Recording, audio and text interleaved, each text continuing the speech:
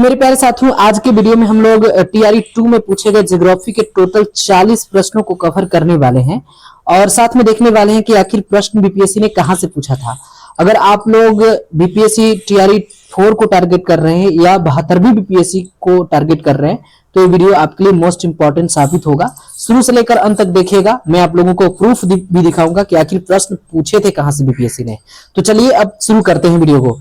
तो देखिए, एक क्वेश्चन क्या पूछा, लेप्चा लोकगीत देश के किस भाग से संबंधित है। तो इसमें 5 ऑप्शंस चूंकि दे रहे थे टीआरई 2 में। तो देखिए यहाँ पे एक ऑप्शन नंबर ए में है उत्तरी हिमाचल, बी में है उत्तरी दार्जिलिंग, ठीक है, सी में है उत्तरी लद्दाख और डी में है उपयुक्त में से एक से अधिक और ई में है उपयुक्त में से कोई नहीं। तो मेरे प्यारे साथियों, लेप्चा लोकगीत देश के किस भाग से संबंधित है।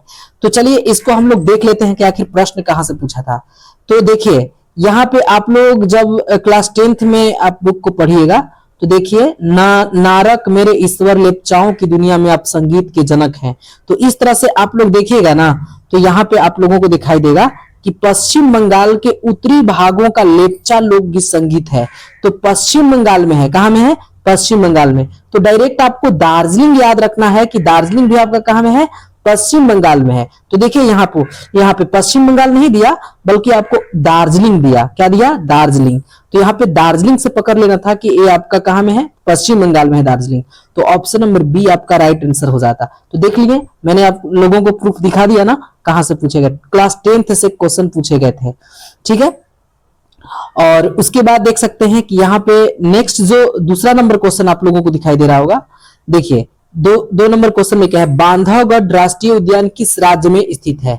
मध्य प्रदेश ऑप्शन है, राजस्थान है, ठीक है। उसके बाद उत्तर प्रदेश उपयुक्त में से एक से अधिक या उपयुक्त में से कोई नहीं। तो देखिए इसको कहां से पूछा गया था। तो देखिए यहां जब आप लोग पढ़िएगा ना तो देखिए यहाँ पे इसके उद्देश्य बहुत बड़े आकार के जैव, देखिए इसको यहाँ उत्तराखंड में कार्बेट राष्ट्रीय उद्यान है, पश्चिम बंगाल में सुंदरवन, मध्य प्रदेश में बांधवगढ़। देखिए यहीं से प्रश्न उठाया था, बांधवगढ़ राष्ट्रीय उद्यान राजस्थान में सरिस्का है।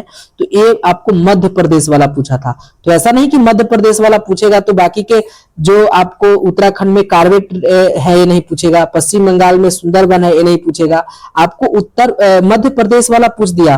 अब आपसे पूछ सकता है राजस्थान में रसिका है, ये सब पूछ सकता है, असम में मानस है ये पूछ सकता है, केरल में पेरियार है ये पूछ सकता है। तो इस तरह से पूछ सकता है, लेकिन यहां से क्वेश्चन पूछे गए थे।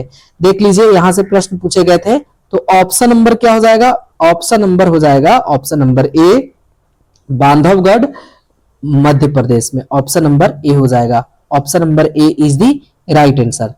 अब चलिए तीसरा नंबर क्वेश्चन को हम लोग देखते हैं। देखिए तीसरा नंबर क्वेश्चन कहां से पूछा। देखिए 3 नंबर क्वेश्चन आप लोग पढ़ पा रहे होंगे। क्या क्वेश्चन है, भारत के किस राज्य में सबसे अधिक वन क्षेत्र है। तो सिक्किम है, मध्य प्रदेश है, ठीक है, अरुणाचल प्रदेश है, उपयुक्त में से एक से अधिक या उपयुक्त में से कोई नहीं। तो देखिए सबसे ज्यादा वन आपसे पूछा गया, सबसे ज्यादा वन आपसे पूछा गया। तो आपसे पूछा गया सबसे ज्यादा वन, तो भारत के किस राज्य में सबसे अधिक वन है, राज्य पूछा है। क्या पूछा है, राज्य पूछा है। तो देखिए यहाँ पे अगर आपको दिखाई दे रहा होगा तो यहां आप लोग नीचे आइएगा तो यहां आपको दिखाई दे रहा होगा मेरे प्यारे साथियों, यहां देख लीजिए, कहीं आपको दिखाई दे रहा है, देखिए यहां दिखाई दे रहा है। आरक्षित और रक्षित वन ऐसे अस्थायी वन क्षेत्र हैं जिनका रख रखाव इमारती लकड़ी, अन्य वन पदार्थों और उनके बचाव के लिए किया जाता है। मध्य प्रदेश में अस्थायी वनों के अंतर्गत सर्वाधिक क्षेत्र है। तो देखिए कहां से पूछा था, मध्य प्रदेश में अस्थायी तौर पे ज्यादा क्षेत्र है। तो यहां से प्रश्न पूछे गए थे। देख लीजिए यहां से, इस लाइन से, बिल्कुल लाइन से उठा के प्रश्न पूछ लिया था, ठीक है। तो आप लोग देख सकते हैं मध्य प्रदेश इसका राइट आंसर भी था। तो ऑप्शन नंबर कौन हो जाएगा, ऑप्शन नंबर बी हो जाएगा। यानी भारत के किस राज्य में सबसे अधिक वन क्षेत्र है, तो मध्य प्रदेश है, ठीक है। आई होप आप लोगों को प्रूफ भी समझ में आ रहा होगा कि कहां कहां से पूछे गए। देखिए नेक्स्ट क्वेश्चन की बात करें तो 4 नंबर क्वेश्चन, निम्नलिखित में से किस संरक्षण रणनीति में सीधे तौर पर सामुदायिक भागीदारी शामिल नहीं है। तो बीज बचाओ आंदोलन, वन्य जीव अभ्यारण्यों की सीमांकन, ठीक है, संयुक्त वन प्रबंधन, उपयुक्त में से एक से अधिक या उपयुक्त में से कोई नहीं। तो मेरे प्यारे साथियों यहां से देखिए, यहां से आप लोग देख सकते हैं कि वन और वन्य जीव संसाधनों के प्रकार और वितरण, क्लास 10th का है। अगर यहां से देखें तो यदि हम वन और वन्य जीव संसाधनों को संरक्षित करना चाहें तो उनका प्रबंधन, नियंत्रण और विनियमन अपेक्षाकृत कठिन है। क्या है? कठिन है। तो याद रखिए, प्रबंधन उसका क्या है? नियंत्रण और विनियमन कठिन है। ठीक है, तो यहीं से प्रश्न पूछ दिया था, यहीं से प्रश्न पूछ दिया, यहीं से इसी वाले लाइन को उठाया और यहां में पूछ दिया क्वेश्चन। तो देखिए, वन्य जीव अभ्यारण्यों का सीमांकन, यहां पूछा भी क्या था कि भैया निम्नलिखित में से किस संरक्षण रणनीति में सीधे तौर पर सामुदायिक भागीदारी शामिल नहीं है? तो देखिए, वन्य जीव अभ्यारण्यों का सीमांकन भागीदारी नहीं है, तो यहां से उठाकर पूछ दिया। ठीक है, तो यहां से पूछ दिया, आप लोग देख सकते हैं। चलिए 5वां नंबर क्वेश्चन की ओर देखते हैं। तो 5वां नंबर क्या है? भारत में जल विद्युत ऊर्जा परियोजना द्वारा बिजली का कितना प्रतिशत योगदान होता है? 36 दिया ऑप्शन ए में, ठीक है, बी में 22% दिया, सी में 32 दिया, डी में उपयुक्त में से अधिक या उपयुक्त में से कोई नहीं। तो देखिए, इसको कहां से पूछा? तो देख सकते हैं कि कितना परसेंट आपकी बात हो रही है। यहां जब आइएगा आप यहां, तो भारत में कुल विद्युत का लगभग 22%, ठीक है, भाग का जल विद्युत से प्राप्त होता है। तो यहां आपको क्लास 10th के एनसीईआरटी बुक में आप लोगों को देखने के लिए मिल जाएगा। ठीक है, तो यहां से प्रश्न पूछे गए, तो देख सकते हैं कहां से प्रश्न। तो इसका राइट आंसर क्या हो जाता? 22% ही हो जाता। देख सकते हैं, ये 22% ही हो जाता। बिल्कुल आपको 22% आंसर मार देना था। चलिए नेक्स्ट क्वेश्चन की ओर चलते हैं। तो देखिए, एक प्रश्न क्या आया? भारत के जल जीवन मिशन के अनुसार प्रति व्यक्ति प्रतिदिन पेयजल आपूर्ति की कितनी आवश्यकता है? 65 लीटर, 55 लीटर, 85 लीटर, उपयुक्त में से एक से अधिक या उपयुक्त में से कोई नहीं? तो यहां देखिए, आपको यहां दिख जाएगा, एनसीईआरटी क्लास 10th में दिखेगा, जल जीवन मिशन का लक्ष्य प्रत्येक ग्रामीण परिवार को लंबी अवधि के आधार पर नियमित रूप से प्रति व्यक्ति 55 लीटर के सेवा स्तर पर विनियोग पाइप की पानी की आपूर्ति सुनिश्चित करने में सक्षम बनाना है। यानी आर्थिक सर्वेक्षण 2020 और 21 पृष्ठ नंबर 357 वो आर्थिक सर्वेक्षण में बात कर रहे हैं हम, लेकिन क्वेश्चन तो एनसीईआरटी की क्लास 10th से पूछा भैया। तो 55 लीटर यहाँ पे दे रहा है, क्या दे रहा है? 55 लीटर यहाँ पे आपको दे रहा है। तो 55 लीटर इसका राइट अगर आंसर आप मारिएगा तो सही हो जाएगा। 55 लीटर आपका सही जवाब हो जाएगा। जी हाँ, 55 लीटर, क्या 55 लीटर आप सही कर दीजिएगा। 55 लीटर इसका राइट आंसर हो जाएगा। तो चलिए देख लेते हैं, ऑप्शन में भी 55 लीटर है। देखिए, भारत के जल जीवन मिशन के अनुसार प्रत्येक व्यक्ति पेय जल आपूर्ति की कितनी आवश्यकता पूर्ति करती है? तो ये 55 लीटर, ऑप्शन नंबर बी आपका राइट आंसर हो जाएगा। ठीक है, तो देख लिए आप लोग, जल जीवन गुणवत्ता, यहाँ पे जल जीवन मिशन का भी बात बोला था। ठीक है, चलिए तो यहां से प्रूफ देख लिए। अब देखिए नेक्स्ट क्वेश्चन की बात करते हैं। देखिए, इसके ऑप्शन तो नीचे दिखाई देंगे, लेकिन देखिए यहां से क्या क्वेश्चन पूछा? निम्नलिखित नदियों में से कौन सी नदी मुहाना या दहाना बनाती है? मुहाना बनाने की बात कर रही है। माही है, ताप्ती है, पिनार है, नर्मदा है। तो देखिए, दो ही नदियां बनाती है, जिसमें एक ताप्ती हो जाएगा और एक नर्मदा हो जाएगा। ताप्ती और नर्मदा। अब चलिए इसको पूछा कहां से? तो देखिए पूछा कहां से, तो प्रादीपीय नदियां जब क्लास 10th पढ़िएगा तो यहाँ पे आप लोगों को देखने के लिए मिलेगा प्रादीपीय नदियां। प्रादीपीय भारत में मुख्य जल विभाजक का निर्माण पश्चिमी घाट द्वारा होता है, जो पश्चिम तट के निकट उत्तर से दक्षिण की ओर अवस्थित है। प्रादीपीय भाग की अधिकतर मुख्य नदियां जैसे महानदी, गोदावरी, कृष्णा, कावेरी पूर्व की ओर बहती है और बंगाल की खाड़ी में गिरती है। और यहाँ देखिए, यहाँ देखिए पश्चिम घाट से पश्चिम से बहने वाली अनेक छोटी धाराएं हैं। नर्मदा एवं ताप्ती दो ही बड़ी नदियां हैं जो कि पश्चिम की तरफ बहती हैं, ज्वारनद मुख का निर्माण करती हैं। देखिए, ज्वारनद मुख यानी मुहाना का ही बात हो रहा है यहाँ पे। ठीक है, तो यहां देख सकते हैं, यहां से पूरा नर्मदा और ताप्ती का लिया है और ज्वारनद यहाँ पे आपको ना मुहाना नहीं दिया बल्कि ज्वारनद मुख ही दिया, जो कि मुहाना ही इसका मतलब होता है। ठीक है, ज्वारनद मुख का मतलब क्या होता है? मुहाना। तो देख सकते हैं कि एक क्लास 10th से पूछा गया था, तो इसका राइट आंसर एक से अधिक हो जाएगा, क्योंकि देखिए यहाँ पे ताप्ती भी हो जाएगा और नर्मदा भी हो जाएगा। तो एक से अधिक अगर आप लोग लगाए होंगे तो ऑप्शन नंबर डी चला जाएगा, ऑप्शन नंबर डी चला जाएगा। और प्रूफ भी देख लिए कि कहां से पूछा। भैया याद रखिए, एनसीईआरटी कितना मोस्ट इंपॉर्टेंट है, बीपीएससी डायरेक्ट यहीं से प्रश्न पूछता है। ठीक है, देखिए सरदार सरोवर बांध किस नदी पर बनाया गया था, तो बनाया गया है, तो देखिए अगर आप एनसीईआरटी क्लास 10th में पेज नंबर 23 निकालिएगा ना, तो वहां पे नर्मदा दिखाई देगा, सरदार सरोवर बांध। तो देखिए यहाँ पे प्रूफ भी देख लीजिए, प्रूफ देख लीजिए मेरे प्यारे साथियों, प्रूफ देख लीजिए, देखिए यहाँ देखिए, यहाँ देखिए मेरे प्यारे साथियों, सरदार सरोवर बांध गुजरात में नर्मदा नदी पर बनाया गया है। ठीक है, यह भारत की एक बड़ी जल संसाधन परियोजना है जिसमें 4 राज्य हैं, महाराष्ट्र, मध्य प्रदेश, गुजरात और राजस्थान सम्मिलित है। तो सरदार सरोवर परियोजना गुजरात 49 मतलब 94,9,490 गांव और 173 कस्बे तथा राजस्थान में 124 गांव के सूखाग्रस्त तथा मरुस्थलीय भागों को जल की आवश्यकता को पूर्ति करता है। तो देख सकते हैं कहां से प्रश्न पूछे गए, एनसीईआरटी का बिल्कुल ए मोस्ट इंपॉर्टेंट लाइन उठाया और यहां से क्वेश्चन को दे दिया, बिल्कुल क्वेश्चन को दे दिया। चलिए अब देखते हैं नेक्स्ट क्वेश्चन क्या, देखिए यहाँ पे क्वेश्चन नंबर 9 की ओर चलते हैं। तो देखिए क्वेश्चन नंबर 9 में क्या बोला, भारत के किस राज्य में वर्षा जल को पलार या पालर के नाम से पालर पानी कहा जाता है। तो अगर आप एनसीईआरटी का बुक चैप्टर नंबर 3 और पेज नंबर 27 जब निकालिएगा क्लास 10th में, तो यहाँ पे देखने के लिए मिलेगा भारत के किस राज्य में वर्षा जल को पलार या पालर पानी कहा जाता है। तो राजस्थान में कहा जाता है। कहाँ पे, राजस्थान में कहा जाता है। ठीक है, देख लीजिए इसका आप लोग देख सकते हैं उदाहरण, मतलब इसका प्रूफ देख सकते हैं, राजस्थान यहाँ देख दिया। अभी इसमें बहुत सारे क्षेत्र हैं, अर्ध शुष्क और शुष्क क्षेत्र, विशेषकर बीकानेर, फलोदी, बाड़मेर, लगभग हर घर में पीने का पानी संग्रहित करने, देखिए संग्रहित की बात हुई है। ठीक है, अब टैंक अथवा टांका हुआ करते थे, इसका आकार बड़े कमरे जितना होता था। फलोदी में एक घर में इतना इतना, ये सब पढ़ सकते हैं, लेकिन डायरेक्ट अगर आपको मिलाना है तो एक पेज और चलिए, टांका में वर्षा जल अगली वर्षा तक संग्रहित किया जा सकता था। ठीक है, और वर्षा जल अथवा पालर पानी जैसे कि इसे इन क्षेत्रों में पुकारा जाता है।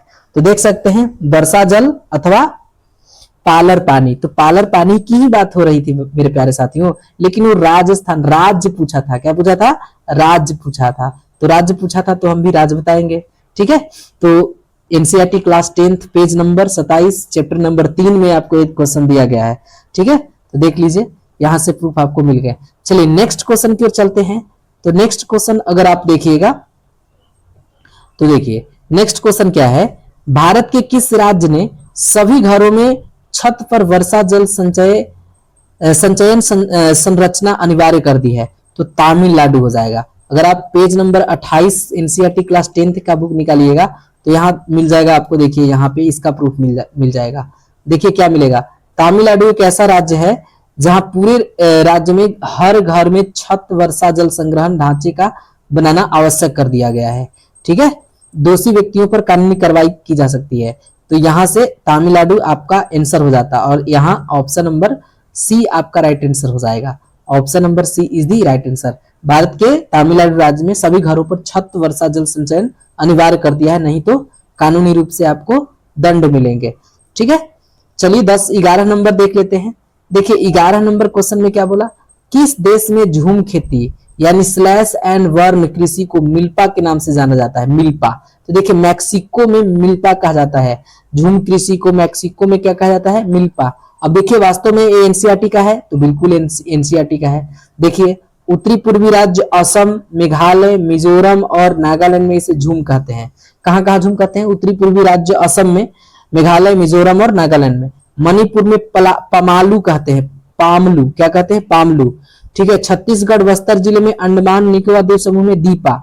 छत्तीसगढ़ के बस्तर जिला अंडमान निकोबार द्वीप समूह में इसे दीपा के नाम से जानते हैं, लेकिन वहां तो कुछ और था। तो देखिए अगर है कर्तन दहन प्रणाली कृषि को मैक्सिको और मध्य अमेरिका में मिल्पा कहा जाता है। तो देखिए 2 जगह पे मिल्पा कहा जाता है, एक आपका मध्य अमेरिका में और दूसरा आपका मैक्सिको में। कर्तन दहन प्रणाली स्लैश एंड बर्न, जिसको हम लोग झूम कृषि के नाम से जानते हैं, तो मैक्सिको में मिल्पा और मध्य अमेरिका में। अब बाकी के ऐसा नहीं कि बाकी के नहीं पूछे जाएंगे, तो देख लीजिए यहाँ ब्राजील में रोका कहा जाता है, अफ्रीका में मोसोले कहा जाता है, इंडोनेशिया में लदांग, वियतनाम में रे कहा जाता है। ठीक है, और उसके बाद अगर भारत में भी यह प्रारंभिक किस्म की खेती अनेक नामों से जाने जाते हैं। मध्य प्रदेश में बेबर या दहिया, आंध्र प्रदेश में पोडू अथवा पेंडा, उड़ीसा में पामाडाबी, कोमान या वारिंगा, पश्चिम घाट में कुमारी, दक्षिण पूर्वी राजस्थान में वालरे, वाल्टेरे हिमालयी क्षेत्र में, खिल झारखंड में, कुरुवा और उत्तर पूर्व विभागों में झूम। तो देख सकते हैं कि यहां से डायरेक्ट क्वेश्चन उठाया और यहाँ पे पूछ दिया। ऑप्शन नंबर ए आपका राइट आंसर हो जाएगा। Option number A is the right answer. Option number A is the right answer. अब चलिए, अब क्वेश्चन नंबर 12 की ओर चलते हैं, देखते हैं इसमें कहां से क्वेश्चन पूछा। देखिए यहां से क्वेश्चन पूछा है,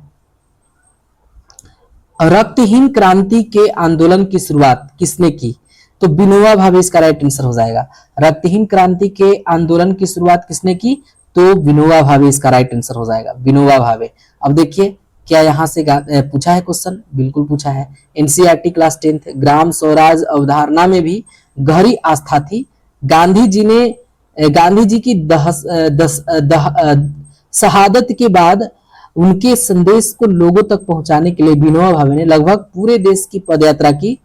और यहाँ देखिए एक बार जब वे आंध्र प्रदेश के एक गांव जिसका नाम है पोचमपल्ली में बोल रहे थे, तो कुछ भूमिहीन गरीब ग्रामीणों ने उनसे अपने आर्थिक भरण पोषण के लिए कुछ भूमियां मांगी और विनोबा भावे ने उनसे तुरंत कोई वादा तो नहीं किया, परंतु उनको आश्वासन दिया कि यदि वे सहकारी खेती करे तो वे भारत सरकार से बात करके उनके लिए जमीन मुहैया कराएगी। तो यहाँ पे आपको देखिए यहाँ पे क्या बोला, यहाँ पे बोला कि विनोबा भावे, देखिए यहाँ पे बोला विनोबा भावे द्वारा शुरू किए गए इस भूदान ग्राम आंदोलन को रक्तहीन क्रांति के नाम से जाना गया। ठीक है, तो देख सकते हैं कि यहाँ से क्वेश्चन पूछे गए, एनसीईआरटी क्वेश्चन पूछे गए और यहाँ पे विनोबा भावे रक्तहीन क्रांति के आंदोलन की शुरुआत किसने किया? तो विनोबा भावे इसका राइट आंसर हो जाएगा। क्या हो जाएगा? विनोबा भावे इसका राइट आंसर हो जाएगा। तो आई होप आप लोग देख पा रहे होंगे कहां से प्रश्न पूछे गए। टोटल 40 प्रश्न मेरे प्यारे साथियों हैं और 40 के 40 का प्रूफ हम दिखा देंगे कि कहां से प्रश्न पूछ रहा था। तो बिल्कुल ऐसा नहीं कि अभी बीपीएससी में पूछा है, टीआरई 4 में पूछा है तो बीपीएससी 72वीं में नहीं पूछेगा, बिल्कुल पूछेगा। आप लोगों को देखना है क्योंकि प्रश्न तो प्रीवियस ईयर के भी पूछे जाते हैं ना। देखिए क्वेश्चन क्या है, गन्ना उत्पादन में भारत विश्व के किस स्थान पर है? तो दूसरा याद रखिएगा। NCERT 10th class page number 36 निकालिएगा तो इस बात को दिया गया है। देखिए क्या दिया गया है, देखिए यहाँ पे ब्राजील के बाद भारत गन्ने का दूसरा सबसे बड़ा उत्पादक देश है। ठीक है, तो यहां से पूछ दिया ना, कहां से पूछ दिया, तो इसको ध्यान रखिएगा। दूसरा इसका राइट आंसर क्या हो जाएगा? गन्ना उत्पादन में भारत विश्व में किस स्थान पर है? तो दूसरा स्थान पे है। ऑप्शन नंबर बी आपका राइट आंसर हो जाएगा। ठीक है, option number B is the right answer. अब देखिए यहां से क्वेश्चन पूछा, 14 नंबर क्वेश्चन देखिए, वर्ष 2019-20 में भारत के किस राज्य ने मूंगफली का सबसे अधिक उत्पादन किया? तो गुजरात हो जाएगा। अगर आप लोग इसका प्रूफ देखना चाहते हैं तो एनसीईआरटी क्लास 10th का बुक निकालिए और पेज नंबर 37 पे चले जाइए, जो कि मैं आप लोगों को दिखा रहा हूं। देखिए गुजरात मूंगफली का प्रमुख उत्पादक राज्य है। इसके अतिरिक्त राजस्थान में भी होता है और तमिलनाडु में मूंगफली होता है। अब यहां से मेरे प्यारे साथियों अगर आप देख सकते हैं तो पूरा 2020 और 22 का उल्लेख किया है। तो यहाँ आपसे राज्य ही पूछा था 2019 और 20 के बारे में कि किस राज्य में मूंगफली का सबसे अधिक उत्पादन? तो सबसे पहले गुजरात में सबसे अधिक उत्पादन गुजरात में, उसके बाद राजस्थान, और राजस्थान के बाद आपको दे रखा था तमिलनाडु भी दे रखा था, और 2019 और 20 भी दे रखा था। देखिए इसी समय की बात हो रही थी, तो एनसीईआरटी से ही प्रश्न पूछ रहे थे। अभी तक तो जितने भी प्रश्न पूछे गए 14 प्रश्न का मैंने प्रूफ दिखा दिया कि आखिर कहां से पूछे गए। बाकी के भी देखते हैं कि प्रूफ है कि या ऐसे ही मैंने बोला था। तो देखिए इसका भी प्रूफ मैं दिखा रहा हूं। मैग्नेटाइट अयस्क में लोहे की सांद्रता कितने प्रतिशत होती है? तो देखिए 70% होती है। कितना प्रतिशत? 70%। तो देखिए कहां मिलेगा ये? देखिए आयरन, जब क्लास 10th वाला आयरन इन लौह अयस्क देखिएगा तो यहाँ पे आपको मैग्नेटाइट सर्वोत्तम प्रकार का लौह अयस्क है जिसमें 70% लोहांश पाया जाता है। तो देखिए कमाल, कहां से पूछा? क्लास 10th से पूछा। ठीक है, तो क्लास 10th में एक क्वेश्चन डायरेक्ट आपको दिया, मैग्नेटाइट सर्वोत्तम प्रकार का लौह अयस्क है जिसमें 70% लोहांश पाया जाता है। जी है 70%। तो देखिए यहाँ 70% ऑप्शन है। ऑप्शन नंबर ए आपका राइट आंसर हो जाएगा। मैग्नेटाइट अयस्क में लोहे की सांद्रता कितनी प्रतिशत? तो 70%। ऑप्शन नंबर ए आपका राइट आंसर। तो 15 क्वेश्चन अभी तक मैंने प्रूफ के साथ दिखा दिया कि कहां से पूछ रहे थे। अब देखिए क्वेश्चन क्या है, रत्नागिरी जिला लौह अयस्क भंडार किस राज्य में स्थित है? तो रत्नागिरी जिला लौह अयस्क भंडार किस राज्य में? तो महाराष्ट्र, मैंने बताया, क्या बताया? महाराष्ट्र इसका राइट आंसर हो जाएगा। अब देख लीजिए महाराष्ट्र इसका राइट आंसर होगा या नहीं, तो इसके लिए प्रूफ की जरूरत होगी। देखिए यहाँ, देखिए महाराष्ट्र गोवा पेटी, यह पेटी गोवा तथा महाराष्ट्र राज्य के रत्नागिरी जिले में, देखिए रत्नागिरी जिले में आया, तो उत्तम प्रकार का नहीं है। यदि यहाँ का लोहा उत्तम प्रकार का नहीं है, इसका दोहन किया। देखिए यहाँ पूछा क्या था, रत्नागिरी पूछा था केवल आपसे कि रत्नागिरी जिला लौह अयस्क भंडार किस राज्य में है। ये नहीं पूछा कि अच्छा है खराब है, ये नहीं पूछा। रत्नागिरी जिला लौह अयस्क भंडार किस राज्य में है पूछा, तो महाराष्ट्र में। क्या? महाराष्ट्र। वो अलग बात है कि उत्तम कोटि का नहीं है, लेकिन रत्नागिरी जिला पूछा है तो महाराष्ट्र में। इसका प्रूफ भी मैंने आप लोगों को दिखाया, तो समझ सकते हैं कि यहां से प्रश्न पूछे गए थे। और आपको क्या लगता है कि आने वाले समय में यहां से प्रश्न नहीं पूछेंगे? बिल्कुल पूछेंगे। और इसके लिए मैंने एनसीईआरटी सीरीज भी लाया है, जो कि आप लोगों को बिल्कुल फुल थ्योरी दिया जाएगा। तो आप लोग चैनल को सब्सक्राइब कर लीजिएगा और बेल आइकन को प्रेस कर लीजिएगा, ताकि जब भी मैं कोई नई वीडियो को अपलोड करूं उसका नोटिफिकेशन सबसे पहले आप तक पहुंचे। चलिए बाकी क्वेश्चन देख लेते हैं। देखिए बाकी के ऑप्शंस नहीं दिखाई दे रहे हैं, क्योंकि 5 ऑप्शंस के साथ आए थे। टीआर 2 आपका 5 ऑप्शन का था। तो देखिए क्वेश्चन नंबर 17 क्या है, अंकलेश्वर तेल क्षेत्र किस राज्य में स्थित है? तो एक गुजरात में आपको देखने के लिए मिलेगा। कहाँ? गुजरात में। तो अंकलेश्वर तेल क्षेत्र आपको गुजरात में देखने के लिए मिलेगा। अब देखिए क्या इसका प्रूफ मैं दे पाऊंगा? बिल्कुल दे पाऊंगा। देखिए इसको अगर देखना है कि कहां से पूछा, तो देखिए यहां से पूछा। यहां से मेरे प्यारे साथियों, भारत में मुंबई है, गुजरात और असम प्रमुख पेट्रोल उत्पादन क्षेत्र है। और अगर आप देखिएगा अंकलेश्वर, तो अंकलेश्वर आपको गुजरात का सबसे महत्वपूर्ण तेल क्षेत्र है। ठीक है, तो इस तरह से डिगबोई, नरकट, ये सब हुरलीगंज, इस तरह का आपको असम में देखने के लिए मिलेगा। तो ऐसा नहीं कि केवल अंकलेश्वर पूछा, तो आगे आने वाले प्रश्न में, आगे आने वाले दिनों में असम का नहीं पूछेगा, तो असम का भी पूछ देगा। तो आप लोग याद रखिएगा, असम भारत का सबसे पुराना तेल उत्पादक राज्य है। डिगबोई हो गया, नरकटिया हो गया, मोरन हुग्रीजन हो गया, ये सब तेल उत्पादक क्षेत्र है। लेकिन हमें तो पूछा था अंकलेश्वर किस राज्य में, तो गुजरात में। कहा में? गुजरात में। देखिए यहाँ अंकलेश्वर कहाँ में? अंकलेश्वर तेल क्षेत्र किस राज्य में? तो गुजरात इसका राइट आंसर हो जाएगा। और मैंने इसका प्रूफ भी आप लोगों को दिया कि अंकलेश्वर कहां से प्रश्न पूछे गए थे। अब देखिए एक प्रश्न मेरे प्यारे साथियों क्या पूछा, पार्वती घाटी का भूतापीय संयंत्र कहाँ स्थित है? पार्वती घाटी का भूतापीय संयंत्र कहाँ स्थित है? तो हिमाचल प्रदेश में। कहा? हिमाचल प्रदेश में। पार्वती घाटी का भूतापीय संयंत्र कहाँ स्थित है? तो हिमाचल प्रदेश में। अब देखिए ए कहां से प्रश्न उठाया, तो ए मेरे प्यारे साथियों यहां से प्रश्न उठाया।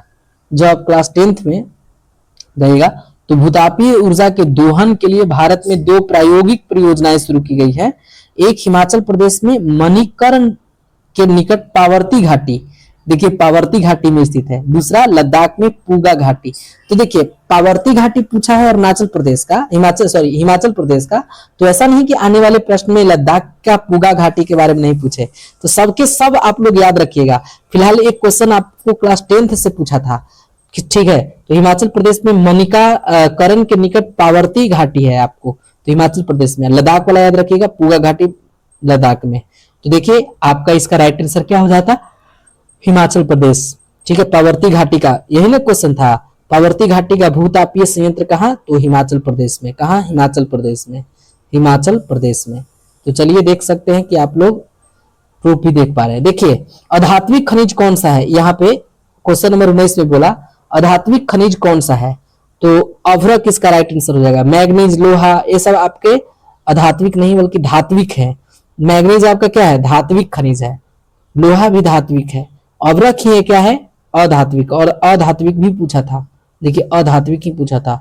अब चलिए तो इसका आंसर देख लेते हैं। देखिए जब आप शुरू में ही क्लास 10th में पलटिएगा पेज को, तो यहाँ मिलेगा कि अधात्विक, अवरक, नमक, पोटास, सल्फर, चूना, इस वाले पार्ट को देखिए।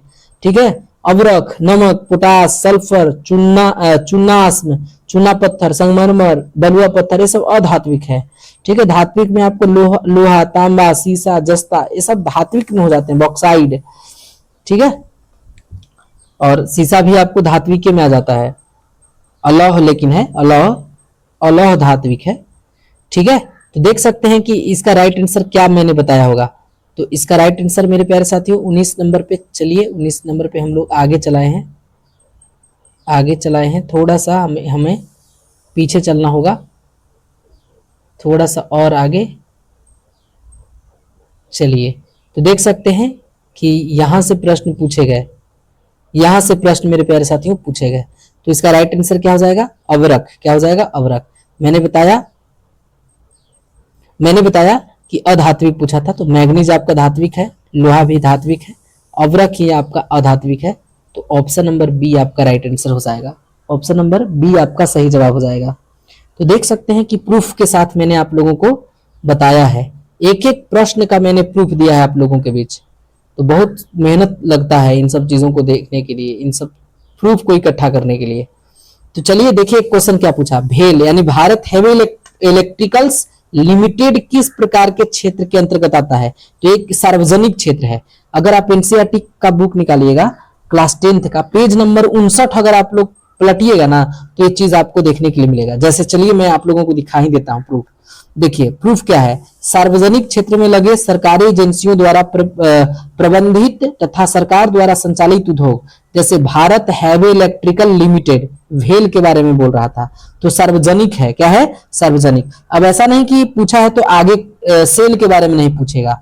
Steel Authority of India Limited, SAIL के बारे में पूछेगा, ये भी सार्वजनिक है। लेकिन अगर निजी के बारे में पूछेगा तो टिस्को हो गया, बजाज हो गया, बजाज ऑटो लिमिटेड हो गया, डाबर हो गया, ये सब निजी क्षेत्र के उद्योग है। ठीक है, संयुक्त के बारे में अगर पूछेगा, संयुक्त क्षेत्र तो राज्य सरकार और निजी क्षेत्र के संयुक्त प्रयास से चलाए गए, जैसे ऑयल इंडिया लिमिटेड हो गया, तो ये सब संयुक्त हो गया। लेकिन आपसे सार्वजनिक के बारे में पूछा था, तो सार्वजनिक मेरे प्यारे साथियों यही होगा, भेल आपका सार्वजनिक होगा और सेल भी आपका सार्वजनिक होगा। ठीक है, तो अगर आप लोग इस क्वेश्चन का प्रूफ देखें तो NCERT class 10th page number 59 पे जाकर देख लीजिएगा, और हमने तो दिखा ही दिया है। चलिए देखिए 21 नंबर। देखिए अभी तक 20 क्वेश्चन का डिस्कशन किए और 20 के 20 क्वेश्चन अभी तक आपको एनसीईआरटी बुक में हमने दिखा दिया। एनसीईआरटी बुक से ही मेरे प्यारे साथियों अभी तक 40 में से 20 प्रश्न एनसीईआरटी बुक में आप लोगों को देखने के लिए मिल गया। अब देखिए आगे मिल पाता है या नहीं, मैं आप लोगों को दिखाता हूं। देखिए मुंबई में पहली सफल कपड़ा मिल किस वर्ष स्थापित की गई थी? मुंबई में पहली सफल कपड़ा मिल किस वर्ष स्थापित की गई थी? तो 1854 इसका राइट आंसर हो जाएगा। 1854। अगर इसका प्रूफ देखना है तो एनसीईआरटी के क्लास 10th का बुक पेज नंबर 60 को पलटिएगा तो आप लोगों को दिखाई देगा। देखिए यहाँ, देखिए यहाँ इसका देखिए, पहला सफल सूती वस्त्र उद्योग 1854 में मुंबई में लगाया गया था। अब देखिए यूरोप 2 विश्व युद्धों से जूझ रहा था, भारत इंग्लैंड के अधीन था। ऐसे में इंग्लैंड में कपड़े की मांग आपूर्ति हेतु भारतीय सूती वस्त्र उद्योग की प्रोत्साहन मिलना आपको दर्शाता है। तो पहला सफल सूती वस्त्र उद्योग 1854 में मुंबई में, कहा? मुंबई में। तो यही तो क्वेश्चन पूछा था मेरे प्यारे साथियों, यही क्वेश्चन पूछा था कि मुंबई, देखिए मुंबई में पहली सफल कपड़ा मिल किस वर्ष स्थापित हुआ था? तो 1854 में। कब? 1854 में। ऑप्शन नंबर सी आपका राइट आंसर हो जाएगा। चलिए 21 प्रश्न का मैंने आपको प्रूफ दिखा दिया है, आगे भी प्रश्नों का मैं प्रूफ आप लोगों को दिखा दूंगा, देख लीजिए। देखिए 22 नंबर प्रश्न क्या है? तो 22 नंबर है भद्रावती लौह अयस्क एवं इस्पात संयंत्र कहाँ स्थित है? तो भद्रावती की बात आएगी तो कर्नाटक। कहाँ? कर्नाटक आपका राइट आंसर हो जाएगा। Karnataka is the right.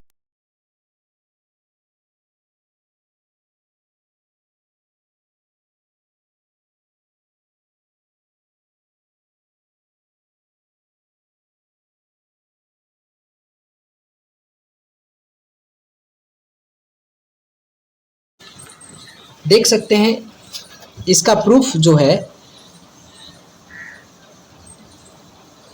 Bhadravati लौह अयस्क में इस्पात। देखिए इसका तो प्रूफ मैं आप लोगों को एनसीईआरटी में बता दूंगा। क्लास 11th में जाइएगा ना तो क्लास 11th में आप लोगों को इसका प्रूफ देखने के लिए मिल जाएगा। ठीक है, क्लास 11th में आप लोगों को इसका प्रूफ देखने के लिए मिल जाएगा। तो क्लास 11th आप लोग जाके देख लीजिएगा। तो देखिए एक प्रश्न है, भारत के किस पठार में लौह एवं इस्पात उद्योग का सर्वाधिक संकेंद्रण है? तो देखिए भारत की किस पठार में? तो ये छोटा नागपुर का पठार हो जाएगा। कौन हो जाएगा? छोटा नागपुर का पठार, भारत के किस पठार में लौह एवं इस्पात उद्योग का सर्वाधिक संकेंद्रण है? तो छोटा नागपुर का पठार यहाँ पे देख लीजिएगा। अगर आप लोग क्लास 10th पेज नंबर 62 निकालिएगा तो आपको देखने के लिए मिलेगा। चलिए देख लीजिए, यहाँ पे आपको देखने के लिए मिलेगा। ठीक है, भारत में छोटा नागपुर के पठार क्षेत्र में अधिकांशतः लोहा एवं इस्पात उद्योग संकेंद्रण है। तो यहाँ पे आप लोगों को मिला।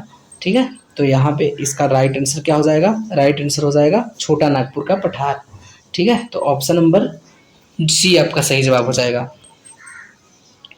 चलिए अब देख लेते हैं नेक्स्ट, समताप मंडल की ऊंचाई पूछा था, तो बिल्कुल इजी है। समताप मंडल की ऊंचाई 50। देखिए सबसे पहले क्षोभ मंडल है पृथ्वी से 16 किलोमीटर तक, उसके बाद 16 से 50 आपको समताप मंडल देखने के लिए मिलेगा, और 50 से 80 आपको 50 से 80 जाइएगा तो आपको मध्य मंडल देखने के लिए मिलेगा, और मध्य मंडल के बाद आपको अयन मंडल देखने के लिए मिलेगा 80 से 640 किलोमीटर तक, और उसके बाद बाह्य मंडल देखने के लिए मिलेगा। तो समताप मंडल की ऊंचाई पूछा था तो आपको 50 किलोमीटर याद रखना है। ठीक है, अब नेक्स्ट प्रश्न की ओर चलते हैं। तो देखिए नेक्स्ट प्रश्न मेरे पास साथियों, अटल टनल की लंबाई पूछा था। तो देखिए 9.02 किलोमीटर है अटल टनल की लंबाई।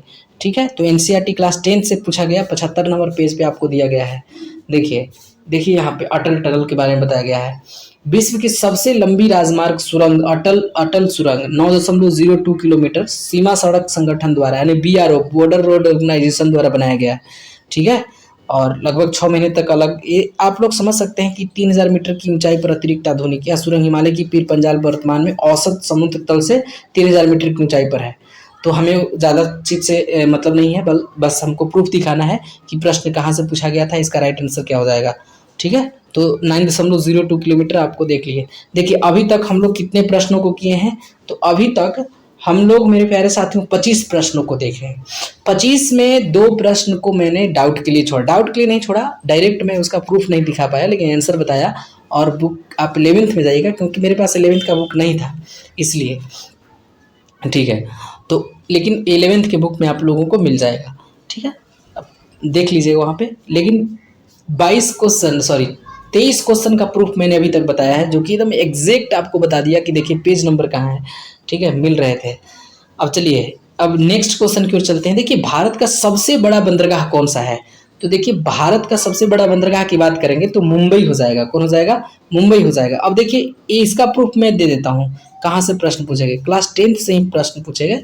और यहाँ देखिएगा, तो देखिए मुंबई बृहत्तम पतन है। यहाँ बृहत्तम, सबसे बड़ा नहीं देकर के बृहत्तम का मतलब ही तो बड़ा होता है, तो बृहत्तम प्रथम है, यह पतन है, इसको याद रखिएगा।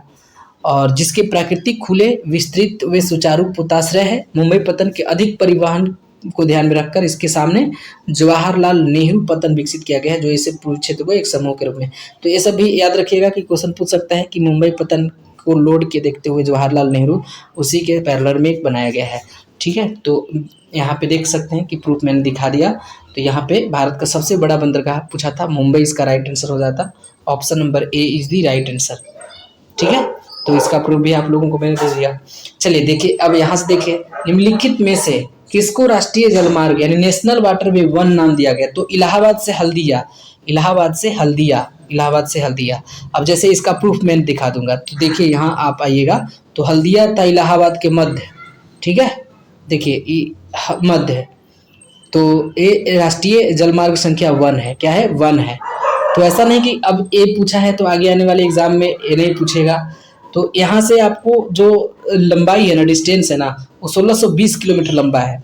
ठीक है, तो हल्दिया और इलाहाबाद के बीच में नेशनल वाटरवे 1 है। अगर 2 पूछेगा तो सदिया से धुबरी, 2 पूछेगा तो सदिया से धुबरी 891 किलोमीटर है ब्रह्मपुत्र नदी जल मार्ग द्वारा। ये आपको नेशनल वाटरवे 2 इसको कह सकते हैं। और उसके बाद केरल में पश्चिमी तट नहर है, वहाँ कोट्टापुरम से कोल्लम तक, और ये आपको 205 किलोमीटर देखने के लिए मिलेगा। और ये नेशनल वाटरवे 3 के नाम से इसको जाना जाता है। काकीनाडा से आपको पुदुचेरी तक स्ट्रेच के साथ आपको गोदावरी और कृष्णा नदी का विशिष्ट 1078 किलोमीटर तक के आपको राष्ट्रीय नेशनल वाटरवे मिलेगा, जो कि नेशनल वाटरवे 4 के नाम से जाना जाता है।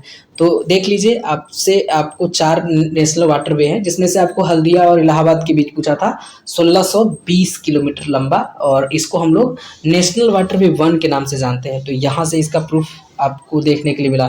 ठीक है, तो यहाँ नेशनल वाटरवे 1 पूछा था, तो हल्दिया और इलाहाबाद और हल्दिया के बीच, ऑप्शन नंबर ए आपका राइट आंसर हो जाएगा। तो देख सकते हैं इसका तो पेज नंबर 78 पे आप देखिएगा तो मिल जाएगा, एनसीईआरटी का क्लास 10th। उसके बाद देखिए यहाँ से भारत में कितने कितने जोनों में पुनर्गठित किया गया, तो यहाँ ऑप्शन के हिसाब से 16 आपको मार देना था, क्योंकि एनसीईआरटी के अकॉर्डिंग पूछा गया था और आंसर भी माना था, ऑप्शन नंबर बी ही माना था। अब देखिए इसका प्रूफ आप लोग देखिए एनसीईआरटी का पेज नंबर, आप लोग पेज नंबर आप शायद देख लीजिएगा, पेज नंबर हमको याद नहीं है, लेकिन ये आपका टीआरई 2 में पूछा गया, जो कि आपको एनसीईआरटी का बुक मिला। और इसमें मैंने देखा कि भारतीय रेल परिवहन 16 रेल प्रखंडों में पूर्णतः संकलित है, ये बताया गया। अब भारतीय रेल परिवहन देश का सर्वाधिक बड़ा क्षेत्रफल वाला प्राधिकरण का काम करता है और देश में पहली बार 1853 में मुंबई से थाने के बीच चली थी, 34 किलोमीटर, इसको भी याद रखिएगा। डलहौजी का शासनकाल था, ठीक है। तो देख सकते हैं यहाँ क्रियाकलाप भी बताए गए हैं, ठीक है। पहली ये सब बहुत सारी चीज़ों को दिया गया है, ठीक है। अब चलिए देखिए नेक्स्ट क्वेश्चन की बात करें तो भारत के प्रथम कच्चा तेल पाइपलाइन परिवहन नेटवर्क का नाम बताइए। तो हजीरा और विजयपुर क्या है, भारत के प्रथम कच्चा तेल पाइपलाइन परिवहन नेटवर्क का नाम क्या है, हजीरा विजयपुर। एक क्लास 10th में पेज नंबर आपको कट गया है, आप देखिए पेज नंबर देख लीजिएगा, देखिए 1700 किलोमीटर यहाँ दिया है ना, 1700 किलोमीटर लंबी Hazira Vijaypur Jagdishpur cross entry cross pipeline, ठीक है, मुंबई हाई और बसिन गैस क्षेत्र को पश्चिमी और उत्तरी भारत के विभिन्न उर्वरक बिजली और परिसरों को जोड़ती है। तो यहाँ पे देखने के लिए मिला आपको हजीरा, भारत के प्रथम तेल पाइपलाइन परिवहन नेटवर्क का नाम, ठीक है। तो यहाँ पे आपको इस चीज़ को याद रखना था, ठीक है। अब देखिए अब नेक्स्ट क्वेश्चन की बात करें तो देखिए 1855 में भारत में पहली जूट मिल किस स्थान पर स्थापित किया गया था, तो रिसरा में स्थापित किया गया था। आप NCERT class 10th page number 60 अगर आप पलटिएगा तो हूबहू आपको वहीं से उठा दिया गया लाइन। देखिए पहला पटसन उद्योग कोलकाता के निकट रिसरा में 1855 में लाया गया, ठीक है। 1947 में देश के विभाजन के बाद पटसन मिले तो भारत में रह गई, लेकिन 3/4 जूट उत्पादक क्षेत्र पूर्वी पाकिस्तान अर्थात बांग्लादेश में चला गया, क्योंकि बांग्लादेश का नाम ही पाकिस्तान का नाम आज जो बांग्लादेश है पहले पूर्वी पाकिस्तान हुआ करता था। तो यहाँ से पटसन वाला मिल गया कि आपको रिसरा 1855 में मिला, कोलकाता के निकट है, ठीक है। तो यहाँ से प्रूफ देखने के लिए मिला कि भाई 1855 में भारत में पहली जूट मिल किस स्थान पर स्थापित किया गया, तो रिसरा आपको जो कि कोलकाता के निकट है, ऑप्शन नंबर बी आपका 10th क्लास पेज नंबर 60 देखिएगा, एनसीईआरटी बुक तो मिल जाएगा डायरेक्ट, ठीक है। उसके बाद देखिए यहाँ पे एक क्वेश्चन पूछा गया, अंतर्राष्ट्रीय पृथ्वी सम्मेलन किस वर्ष आयोजित किया गया, तो यहाँ 1992 में, ठीक है। रेडियो जेनेरियो आप याद होगा, तो यहाँ पे देखिए इसका प्रूफ देख लीजिए, रियो डी जेनेरियो पृथ्वी सम्मेलन 1992 जून 1992 में हुआ था। 100 से अधिक राष्ट्राध्यक्ष ब्राजील के शहर रियो में शामिल हुए थे और प्रथम अंतर्राष्ट्रीय सम्मेलन में एकत्रित हुए और सम्मेलन का आयोजन विश्व स्तर पर उभरते हुए पर्यावरण संरक्षण और सामाजिक आर्थिक विकास की समस्याओं का हल ढूंढने के लिए वो लोग शामिल हुए थे, ठीक है। तो देख सकते हैं 1992 आपका राइट आंसर हो जाएगा, option number A is the right answer, और इसका प्रूफ भी मैंने दिखा दिया। अब देखिए अब स्मॉल इज ब्यूटीफुल पुस्तक किसने लिखा, तो क्या ये लगता है कि एनसीईआरटी से नहीं है, बिल्कुल एनसीईआरटी से ही है। स्मॉल इज ब्यूटीफुल पुस्तक किसने लिखा, तो सुमाकर है, क्या है, ऑप्शन नंबर ए आपका राइट आंसर हो जाएगा, सुमाकर। अब इसका प्रूफ देख लीजिए, क्लास 9th नहीं 10th में जाइएगा तो यहाँ मिलेगा आपको, देखिए क्लब ऑफ रोम अंतर्राष्ट्रीय स्तर पर व्यवस्थित तरीके से संसाधन संरक्षण की वकालत 1968 में क्लब ऑफ रोम ने की, और 1974 में सुमेसर, देखिए यहाँ पे है ना, 1974 में सुमेसर ने अपनी पुस्तक स्मॉल इज ब्यूटीफुल में इस विषय पर गांधी के दर्शन की एक बार फिर से पुनरावृत्ति की, ठीक है। तो देख सकते हैं कि यहाँ से पूछा, ठीक है, यहाँ से डायरेक्ट क्वेश्चन मेरे प्यारे साथी इस वाले लाइन को उठाया और क्वेश्चन बना दिया, ठीक है। तो यहाँ से पूछा स्मॉल इज ब्यूटीफुल पुस्तक किसने लिखा, सुमाकर यहाँ दिया है, लेकिन ऑप्शन में सुमाकर नहीं सुमेश्वर ही होगा, ठीक है, उसका शॉर्ट नाम दिया है। तो चलिए ये भी आपको क्वेश्चन का प्रूफ दे दिए मैं। उसके बाद देखिए एक बीआरओ के बारे में पूछा था, बॉर्डर रोड ऑर्गेनाइजेशन के बारे में, सीमा सड़क संगठन बीआरओ बॉर्डर रोड ऑर्गेनाइजेशन की स्थापना तो 1960 याद रखिएगा। अगर आप एससीईआरटी और एनसीईआरटी दोनों पलटिएगा बुक तो क्लास 10th का, तो पेज नंबर 75 में आपको देखने के लिए मिलेगा, पेज नंबर 75, और पेज नंबर 75 में आपको देखिए यहाँ पे आपको देखने के लिए मिलेगा सीमांत सड़कें, ठीक है। भारत सरकार प्राधिकरण के अधीन सीमा सड़क संगठन है जो देश के सीमांत क्षेत्रों में सड़कों का निर्माण व उनकी देखरेख करता है। मतलब कि जो बॉर्डर एरियाज हैं, बॉर्डर एरियाज में आप लोगों को बीआरओ काम करती है सड़क बनाने का, और यह संगठन का स्थापना 1960 में किया गया था।